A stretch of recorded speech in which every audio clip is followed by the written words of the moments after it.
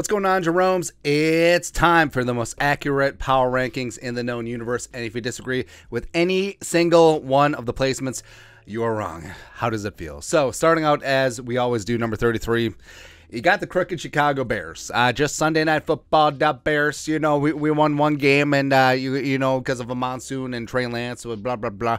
So they go into Green Bay and just shat themselves. Just complete, full-on hospital bedpan. Congratulations. You know, whatever. You're gonna go 1-16. Good luck with the number 1 overall pick, which you probably ruin anyways. Next up, 32. You got the greasy, grimy Green Bay Packers. You beat the Bears.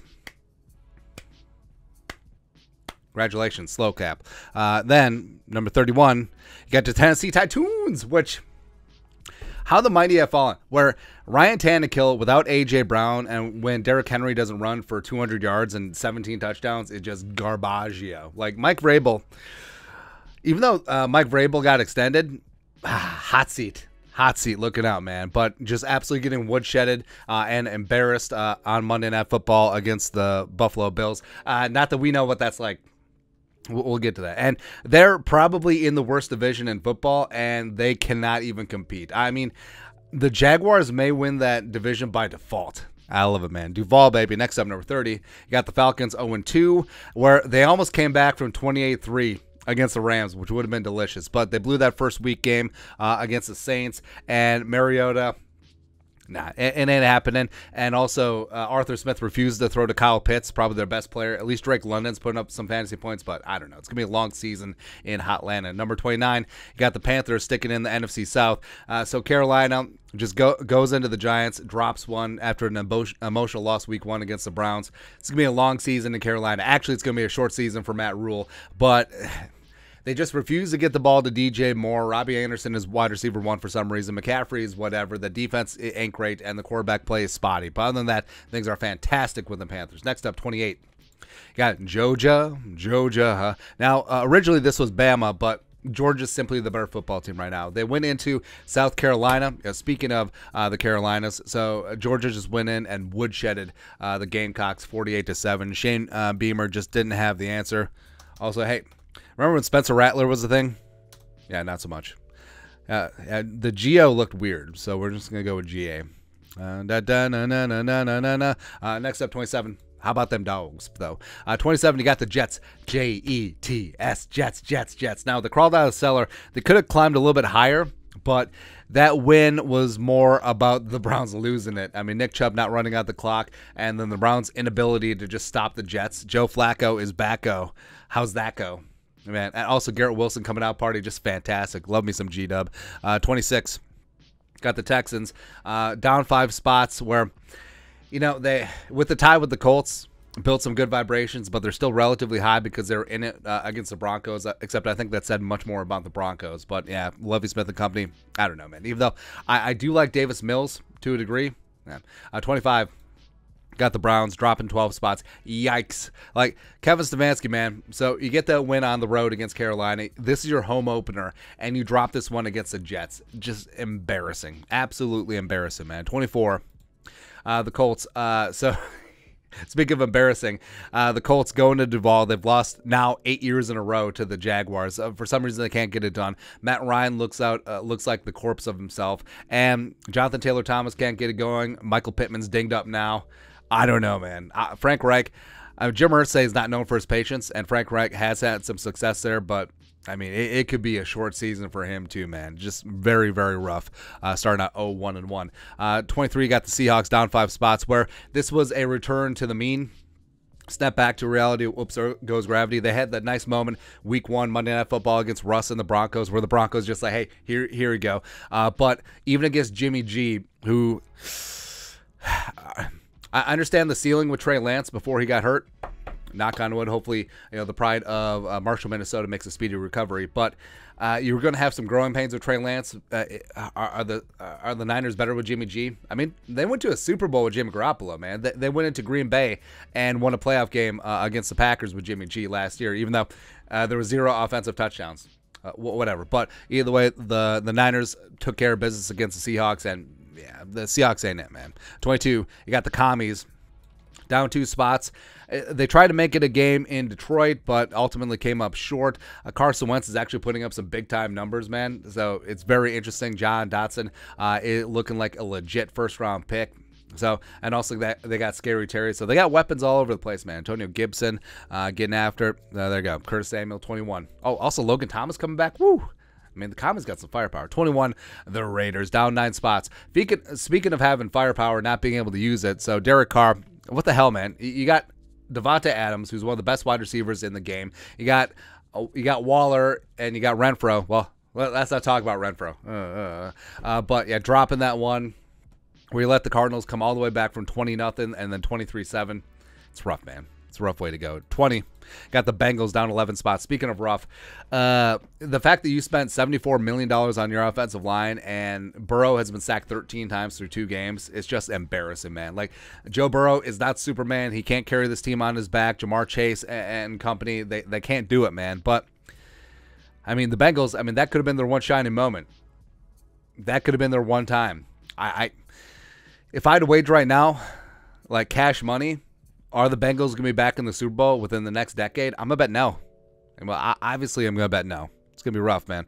19, you got the Steelers. Speaking of rough, so after that emotional win against the Bengals in overtime, where the Bengals effed up, they went in home opener against the Patriots, and the Patriots just ground them down. And the Steelers offense, I mean, Trubisky Ponder ain't it. I don't know if Kenny Pickett is going to be that guy either, but we know that Trubisky is just not that dude. 18, still got the Broncos. Oh, at least we get to watch the Browns and the Steelers on Thursday Night Football. At number 18, you got the Broncos down 2 spots. Even when you win, you lose because Russ and company, they did not look good. Nathaniel Hackett is back at it again. Just a very near-run thing against an inferior opponent.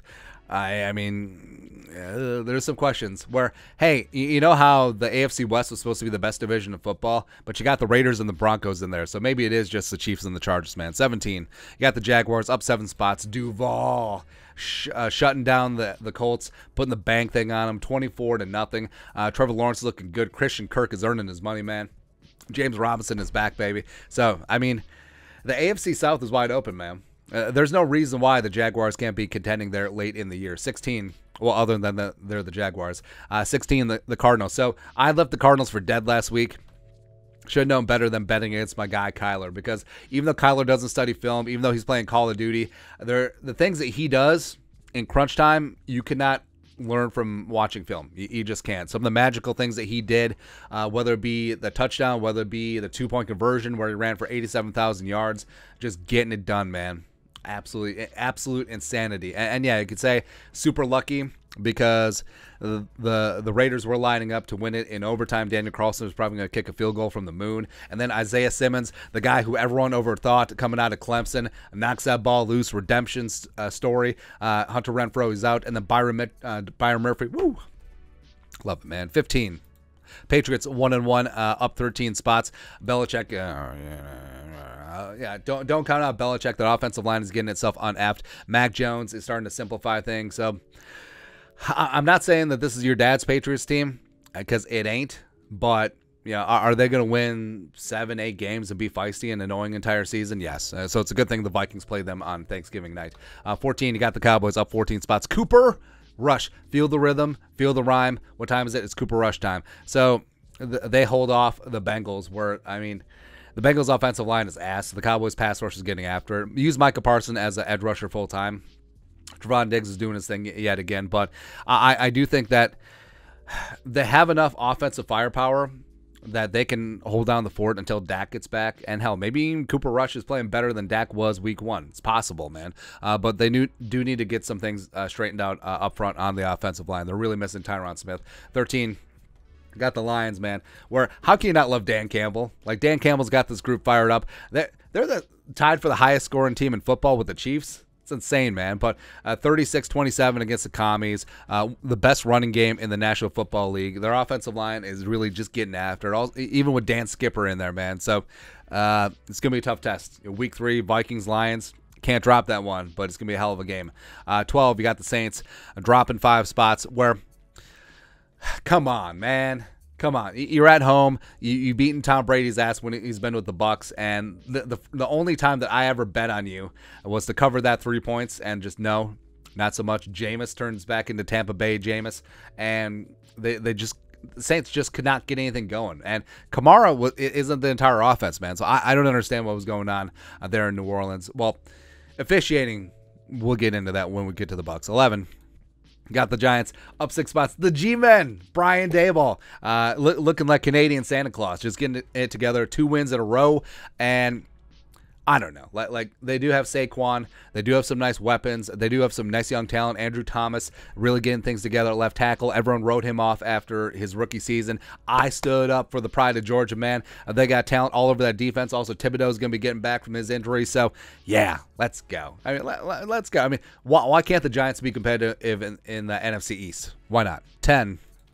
Got the Niners up 5 spots, where maybe this season they're better with Jimmy G. Trey Lance needs some more time, but you know, after that week 1, whatever in the monsoon against Chicago, they right the ship against the Seahawks. Sure. I mean, the defense is good. The offensive line is solid. We'll see what happens. Of course, they got Debo. 9. You got the Ravens, nevermore.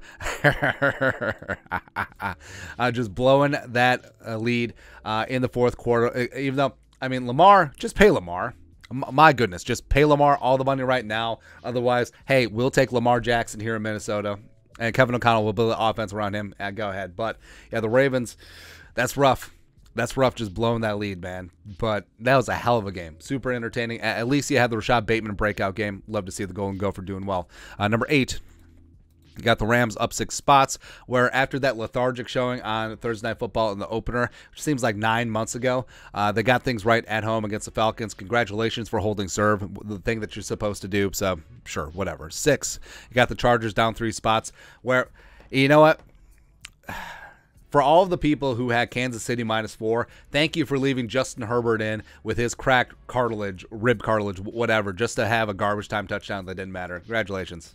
Good job on that. But, I mean, the Chargers, I don't know what it is. Like, the Chargers can't, like, they can't sustain success. Like, whenever everyone's buying into them, they're like, oh, yeah, we're the Chargers. We're the AFC Vikings. But I do think that Herbert, hopefully he heals up fast. I think that he is one of the better young quarterbacks in the game. Hopefully Keenan Allen is going to be good to go. But, hey, thanks for a big game from Mike Williams, man. Love to see it from a fantasy team. 6, you got the Vikings down 3 spots.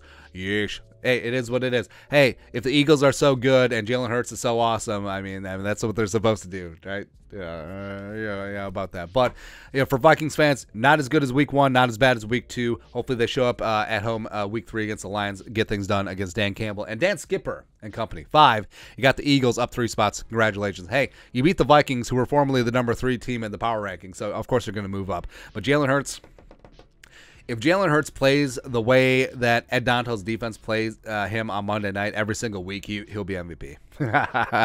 Next up, number 4. You got the Dolphins up 7 spots. Ooh.